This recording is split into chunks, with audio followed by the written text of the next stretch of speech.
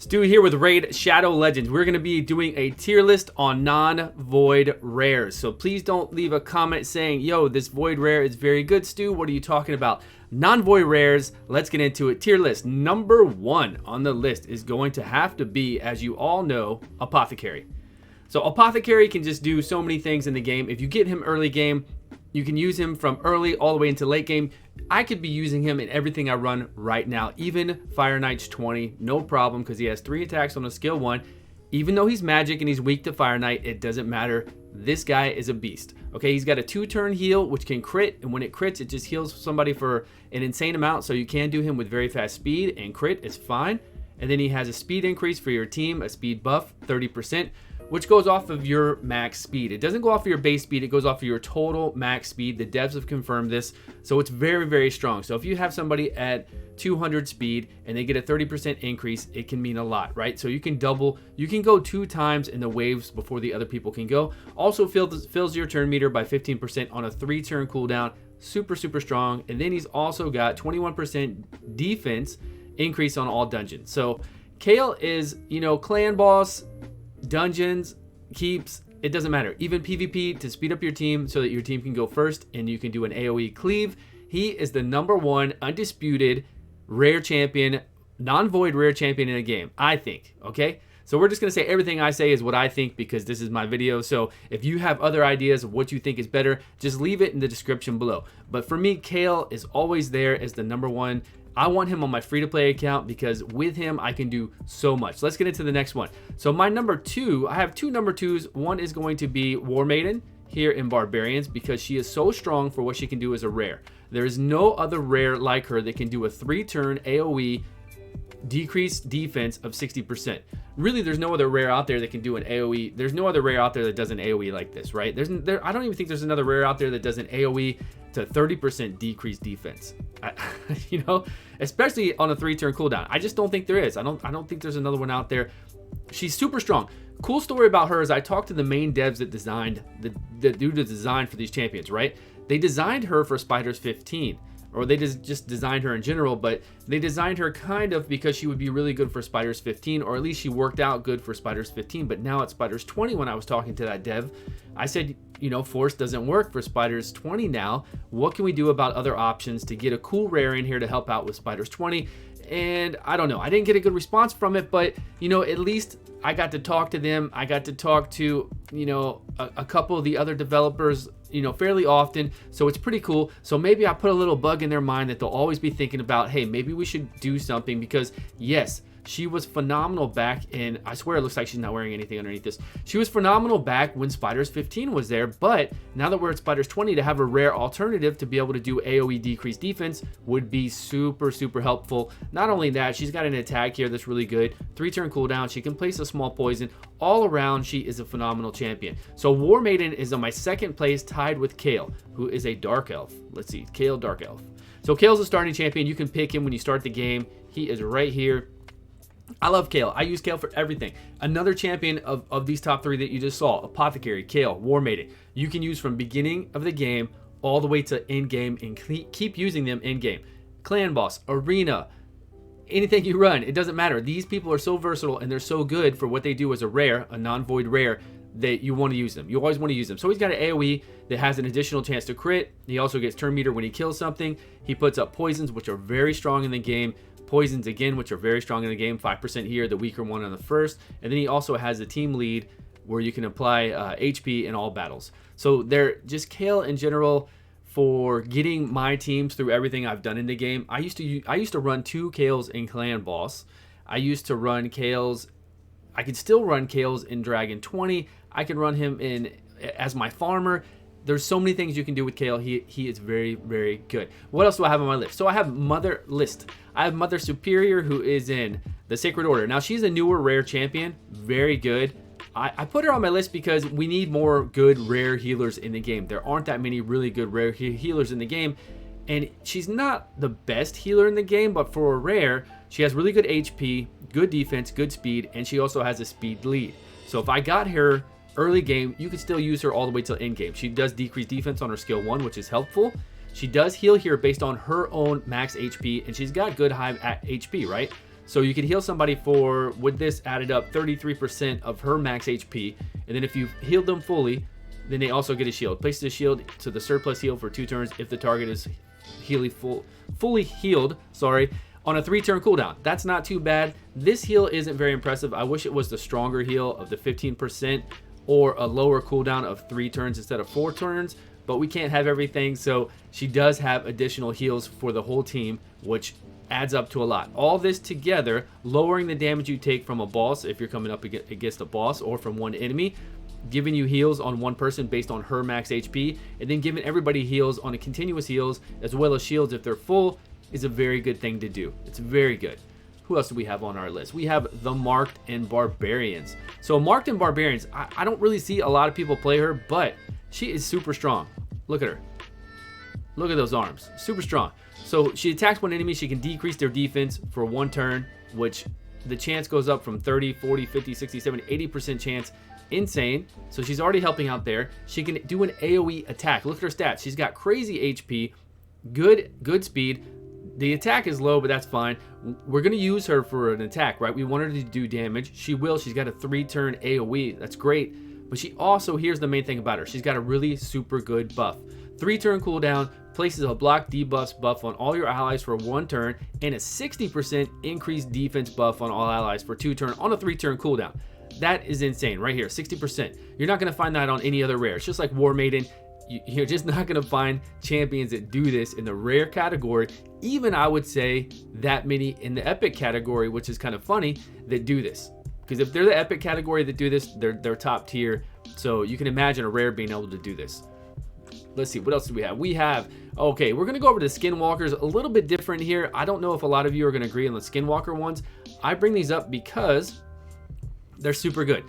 Graybeard is really good. He does a provoke on a skill 1. If you don't know about provoke, it just means they have to attack that person. Only uses their first skill. Very, very strong in waves to carry you. Attacks all enemies, 3-turn cooldown. Has a 40% chance to freeze an enemy for 1 turn. Damage inflicted based on defense. Really high defense down here. Really good HP for a rare. Altogether, these stats are very strong. This one is based off of attack, but we're not really doing massive damage with him. We're going to be provoking, so we're going to give him high defense and good HP and good speed. We're going to be doing an AoE trying to get a freeze off on a 3-turn cooldown, and then we're going to place a shield buff and a counter attack on this champion for 2 turns. It is on a 4-turn cooldown, but again, we can't have everything with these rares. Counter attacking and then placing the provoke again, counter attack, place a provoke, that way they keep attacking him.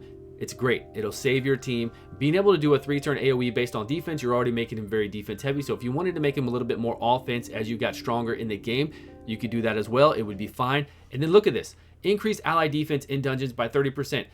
A stronger aura than even Apothecary. Apothecary was 21%, I think. 30% increased defense in all dungeons. Super strong. I love Graybeard. I need to level this guy up and test him so you can see. Not really test him. I know he's going to do well. Just show you. Same thing with Gnarlhorn. I need to do the exact same thing. Level him up and show everybody how great he is. So he's got an attack. It increases based on how much HP this champion's lost. This attack cannot be strong, critical, or weak. That's fine. What we're going to use him for is this AoE provoke. So we have an AoE provoke for 1 turn, and he increases defense on himself on a 3-turn cooldown. Now, I know this is going to be phenomenal because I play with Martyr all the time. I play with, lately I've been playing with, what's her name? The new fusion Molly Tankard. I've been playing with her. She's at 60 now, fully mastered. I've got her in frost gear, so she's freezing everybody. I need to do a video on her. So I know that if I level this guy up, Gnarlhorn, and use him, he's going to be phenomenal. He's got an unkillable buff for 2 turns on a 3-turn cooldown, so only 1 turn they can catch him. And then he's going to do taunt everybody for 1 turn on a 3-turn cooldown. Throw in Apothecary, get your speed good, 2 turning the waves. He's going to be provoking them more often than they're able to do anything else. It's going to really help you out. Let's see. I think his is Crypts. No, it's dungeons again. So again, we got more increased defense in dungeons. All right, Diablo is next on my list in the demon spawn. Where is she? She should be right here. Okay, Diablo is really good. She's been around forever. She can place asleep. We're not worried about her skill 1. Look at her stats. Her stats are phenomenal. Really good. 110 speed. For a rare, I always look for survivability. I want them to survive, and then I want them to do cool stuff with their moves. I don't care about straight damage as a rare. I want the utility. Well, pretty much anything. We want that damage, but we want the utility as well. For this, she has attacks all enemies on an AoE for 3 turns. I don't know how strong we can make this, but at least she's doing damage to everybody. So we could put her in some kind of artifacts that provoke or stun or whatever else we want to do. And then places an increased speed buff on all allies for 2 turns on a 3-turn cooldown. Very strong, very good. Also, fills the turn meter of all allies by 50% and decreases the turn meters of all enemies by 15%. So let's pair her with Gnarlhorn. Gnarlhorn is doing provokes on the enemy AoE on a 3-turn cooldown. She's sitting here increasing our turn meter, decreasing their turn meter, and then giving us more speed, which coupled together, of course, will make you do more turns, keep them provoked, keep them locked down so that you can get to the boss super easily. All right, Banshee. Now these are just fun to do, I think, as a tier list, because you get to see somebody's thought process and why they pick these champions. So that's why I think they're enjoyable. A lot of people like to look at them. So let me know your thoughts below. What are your favorite rare non-void out there? So we've got Banshee. Banshee's been around for a long time as well. She can attack everybody. AoE on her skill 1, which is very helpful. Decreased defense, which is good. She attacks all enemies again, removes a random buff from them. AoE on a 2-turn cooldown. Look at that, 2-turn cooldown. And then she attacks 2 times. Each attack has a 50% chance of placing a block cooldown skills. So she's just a good champion all around. Again, she has good survivability. I like her skills. Grinner is also in here. He's one of my favorite ones. I've got him at level 50. I need to do a guide on him, get him up to 60. But look what he does. He attacks when an enemy has a chance to place a 50% increased attack buff on all your allies for 2 turns. That's his base. That's just his normal basic attack. Has a chance to put a 50% increased attack buff on all your guys. Attacks all enemies on a 3-turn cooldown. Has a chance to remove a random buff from everybody. So that's great, right? We've got an AoE cooldown 3-turn. I love it. 3-turn AoE cooldown. If they don't have that, I don't want it. And then his basic attack has this ability, right, to increase your attack. And then right here, we have a 4-turn cooldown to revive an ally at 50% HP, places shield buff on the revive ally for 2 turns of 20% of their max HP. That's insane. This is what Shaman should be, I think. When you get Shaman in the beginning of the game, I wish this wasn't a faction war, but that's fine. Grinner is here because he has an awesome smile and he does so many amazing things. So if you need a reviver, if you need somebody to take away random buffs, if you need a buffer to increase your attack, Grinner's the one to go to. All right, we only have a couple more. We've got Mystic Hand and the Dark Elves down here. Mystic Hand is a good all-around champion.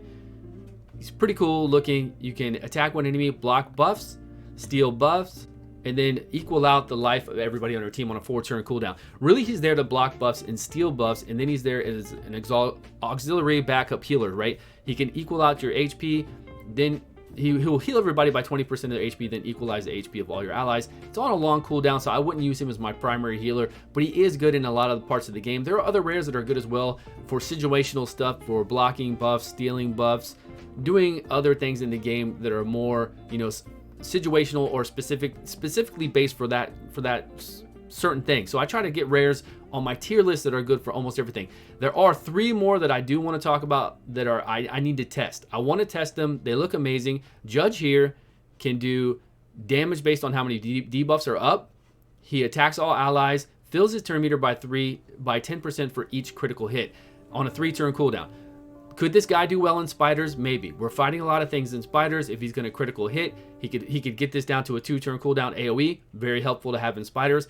Also, if the spider boss has a lot of debuffs on her, which she should, and then he can apply even more debuffs in the larger portions. He can do slow speed to the spider boss. He can do decreased attack, decreased defense to the spider boss.